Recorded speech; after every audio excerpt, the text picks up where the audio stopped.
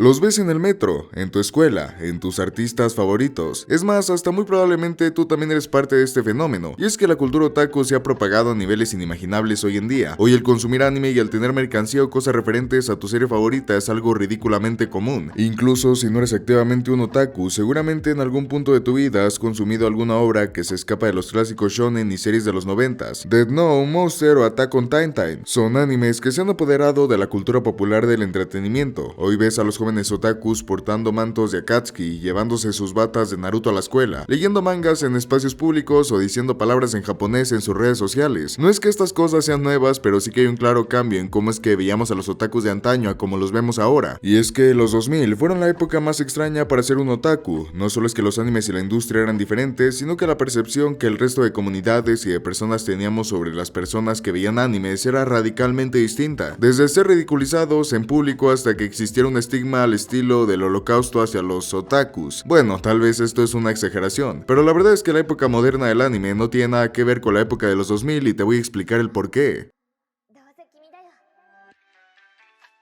Primero hay que ver dónde nació toda esta cultura otaku, pues antes de que postearas comentarios en foros de discusión o que te pusieras de foto de perfil en Messenger a Hatsune Miku, hubo un punto o suceso que ocasionó que todo esto desembocara en lo que todos conocemos como un otaku. Muy bien, con esto nos debemos de ubicar en la década de los 90 en Latinoamérica. La televisión de paga aún era algo costosa y el mejor entretenimiento eran los canales de acceso público, quienes para estas fechas ya estaban trayendo más animes a su programación, es decir, Heidi y Messenger Z fueron grandes éxitos para la época de nuestros padres. Sin embargo, no se comparaba en nada con el coloso que era Pokémon y otras series como Dragon Ball y Sailor Moon, lo que provocó que se exportaran más series del país del sol naciente, desde shonen que la estaban rompiendo como los Caballeros del Zodiaco, hasta series más de cultos o menos comerciales como Mermaid Boy o Están Atrapados, por poner un ejemplo. Bueno, toda esta década vio nacer a los primeros inadaptados sociales que preferían ver series animadas que jugar en la calle, la primera generación que se vio obsesionada por un personaje o por una serie en concreto.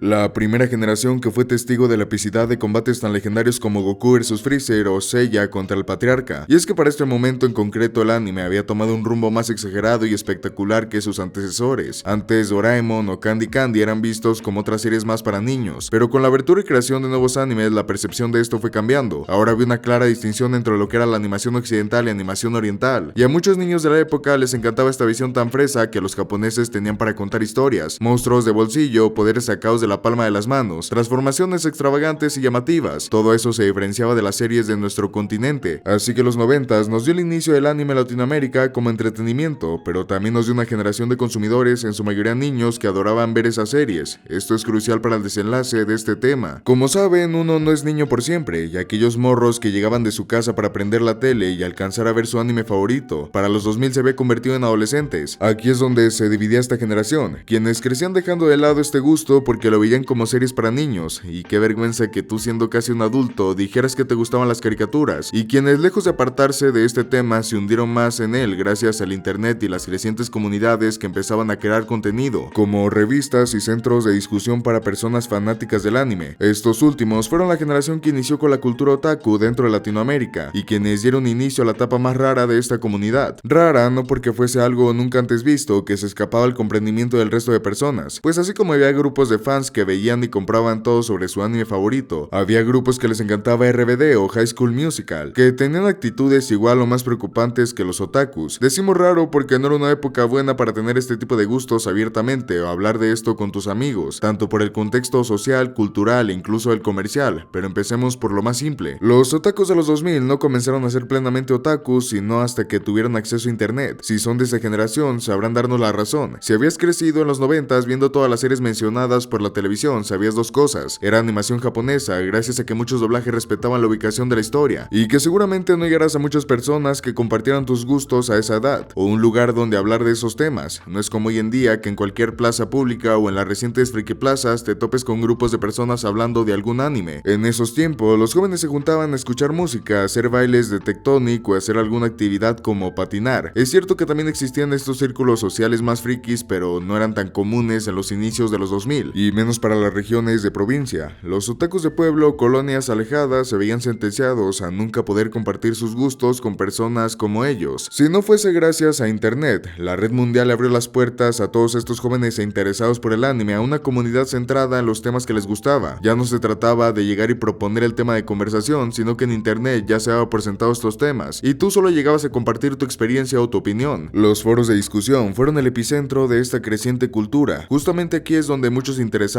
del anime conocieron que eran otakus, pues no se trataba de una palabra de conocimiento popular. No solo eso, dentro de los foros, los recién llegados se empapaban de conocimiento, tanto de la cultura japonesa como del manga y en especial del anime, forjando así el interés y gustos de muchos de estos usuarios, quienes poco a poco se fueron autorreconociendo como otakus. De igual forma, dentro de esos foros y grupos se fueron consolidando las primeras relaciones entre usuarios, lo que por consecuente creó todo un círculo de retroalimentación en cuanto a popularización y dispersión del medio. Alguien que les gustaba los Caballeros del Zodiaco se metía dentro de estos foros para hablar de la serie. En el proceso despertaba el interés de más usuarios, quienes se unían a la conversación. Se mencionaba más datos, información, pero sobre todo, obras que también les podría interesar a la persona. Esto dispersaban todos estos datos que eran compartidos con más usuarios, y por consecuente esos usuarios seguían el ciclo. Esto creaba círculos sociales muy específicos dentro de internet, quienes promovían el anime. Conforme más tiempo pasaban en la línea, más influencia tenían en otros usuarios, quienes llegaban a encontrar una foto de un personaje, veían un clip de un anime en alguna página, o veían un meme sobre un anime que no conocían. Casi siempre terminaban por toparse con estos foros y se zambullían dentro de este fino conocimiento sobre animación japonesa, lo que terminaba por crear a más otakus. Con el paso de los años, los otakus fueron tomando más relevancia dentro y fuera del internet. Dentro de la PC, el término otaku ya formaba parte del vocabulario de la red. Era fácil identificar a uno de estos y más o menos qué eran sus aficiones. Esto terminó por traspasarse al modo unreal. La red le dio tanto el conocimiento como la confianza a varias personas para comenzar a consumir y exhibir sus gustos de una manera más abierta. Es así como las convenciones de anime, las quedadas para intercambiar mangas o DVDs pirata, o las simples reuniones de otakus en plazas públicas se hicieron más comunes a mediados de los 2000. Esto hizo del fenómeno del manga y el anime más visible ante la sociedad. Y es aquí donde nos topamos con el primer problema. Dentro de internet era usual ver burlas hacia los otakus y lo extraño que eran. Sin embargo, eso quedaba hasta ahí, simples comentarios en una red social o en un foro que podían ser pasados por alto o ser eliminados. Sin embargo, en el mundo real las cosas eran distintas. Nuestra sociedad latina no comprendía del todo qué demonios era esto de ser otaku, y es que había un completo choque cultural en nuestra visión común y los gustos de esta persona. El portar ropa con kanjis, traer una playera de tu personaje de anime favorito, tener mercancía de la misma, hablar con ciertas expresiones o tan siquiera mencionar algún anime que no fuese los clásicos de los 90s, te aseguraba un claro desprecio de otros grupos y de gran parte de la sociedad. Al ver que alguien con estas aptitudes era raro porque simplemente no estábamos acostumbrados a ver eso en nuestra cotidianidad, la extravagancia de la cultura japonesa chocaba directamente con nuestras costumbres, y era fácil para el resto de la sociedad burlarse y discriminar a estas personas, así que los otakus se convirtieron en un grupo marginal que en muchas ocasiones era un punto central de las burlas de otras personas. No era fácil ser otaku en esa época. Primero tenías que enfrentarte a la opinión de tu familia, que dependiendo del caso podían llegar a aceptar o despreciar tus gustos. Por ello hemos escuchado a más de uno que le quemaron sus póster y sus cosas por ser del diablo. Sí, otros tiempos. Después tenías que superar la barrera social de ser señalado en público y aguantar las risas de extraños. Y por último tenías que sobrevivir en tu ambiente social, ya sea la escuela o el trabajo, pues aquí el señalamiento a tu persona era mucho más directo. Por eso es que los grupos de otakus eran mucho más unidos que ahora, pues antes literalmente no tenías a nadie más con quien juntarte si eras otaku. Curiosamente esto desembocaba en un fenómeno que hoy no es tan común por la facilidad que resulta migrar de grupos de amigos, pero de antaño tu grupo de compas otakus eran lo más unido que había en el planeta, o se odiaban a muerte pero no podían separarse ya que no había nadie más que los aceptara, y terminaban por aguantar malos tratos o conductas molestas y hasta enfermas, algo así como lo que pasa con los chicos del club Feltinville, y hasta entre los círculos otakus era complicado el encajar.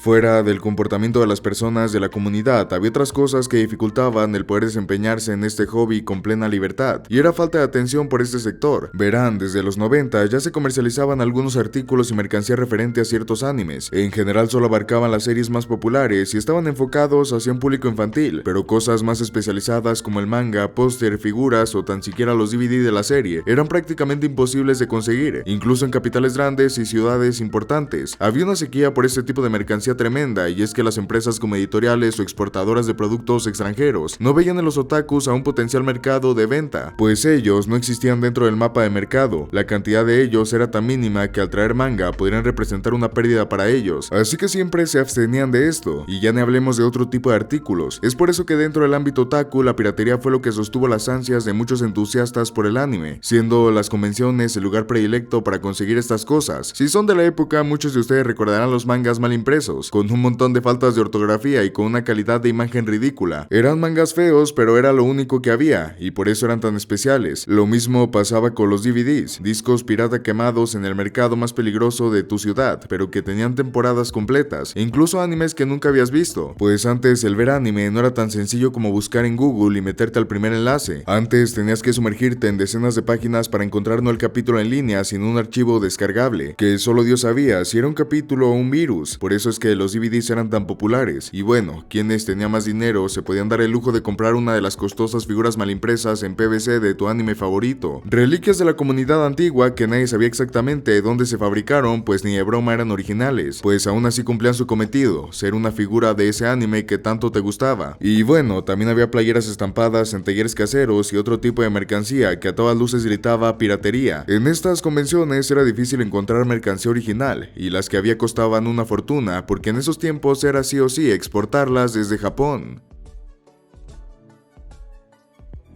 Así que ser otaku durante los 2000 era extraño y hasta complicado. Quienes hayan vivido en esta época recordarán todas estas cosas, y cómo es que había una constante recordatoria de que tu afición era algo inferior, algo que no valía la pena, pero gracias a que la comunidad nunca desistió y llegó a juntarse para establecer muchas costumbres, y sobre todo darse a notar ante la sociedad, es que poco a poco se fue aceptando cada vez más a los otakus. Para comienzos de los 2010 ya era más común el término, y el ver a estas personas en las calles, escuelas y la sociedad en general, aún seguían ganándose las burlas de algunos y seguían viéndose como bichos raros, pero el resto de personas ya estaban más acostumbradas a ver un otaku. Pero en esta época salieron varios animes importantes para este nicho. Animes como Mirai Nikki, Sword Art Online o Tokyo Ghoul fueron tan masivamente populares que terminaron por difundirse entre otros círculos ajenos al anime, introduciendo a una nueva generación de otakus, pues tal vez ustedes son los que comenzaron a ver animes con más regularidad después de ver alguna de estas series en su época de secundaria o de preparatoria. Y es que a pesar de lo malo que podían llegar a ser en cuestión de escritura, enamoraron a toda una generación de consumidores de animación. Esto provocó un aumento desmedido en personas que consumían anime, independientemente si se denominaran otakus o no. Y es que con la existencia de animes que se convirtieron de culto como Death Note o Monster, el ver anime se volvió cada vez más aceptado y más cotidiano. Para finales de esta década el anime ya era todo un fenómeno en el occidente, y en Latinoamérica ya no era extraño ver a personas con mochilas de Naruto portando chaquetas con el emblema de la Legión de Reconocimiento. Esto hasta llegar a nuestros días, donde ser otaku y alternativo ya no era la excepción sino la norma. Estos temas ya no son tan comunes, que muchos de los problemas de los 2000 prácticamente no existen. Eso sí, nada de esto existiría si las primeras generaciones de otakus que sufrieron todo eso